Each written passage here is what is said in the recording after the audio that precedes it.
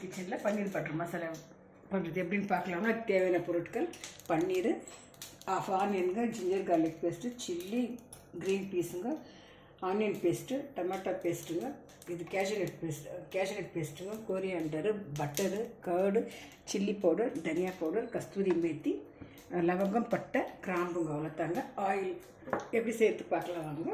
கொஞ்சம் எண்ணெய் ஊற்றிக்கலாங்க. பச்சை மிளகா அரைச்சிக்கலாங்க. வெங்காயம் வதங்க ஜிஞ்சர் கார்லிக் பேஸ்ட்டுங்க, ஆனியன் பியூரி போட்டுக்கலாங்க, வெங்காயம் பியூரி, இதோட டொமேட்டோ பியூரி போட்டுக்கலாம். கொஞ்சம் வதங்கிட்டாங்க. இப்போ போட்ட மசாலாலாம் போட்டுட்டாங்க.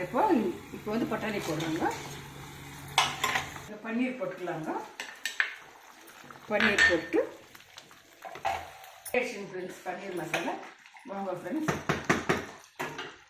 Friends easy and tasty ready ஆகிடுச்சு ஃப்ரெண்ட்ஸ் பன்னீர் பட்டர் மசாலா. நீங்களும் ட்ரை பண்ணுங்கள் ஃப்ரெண்ட்ஸ்.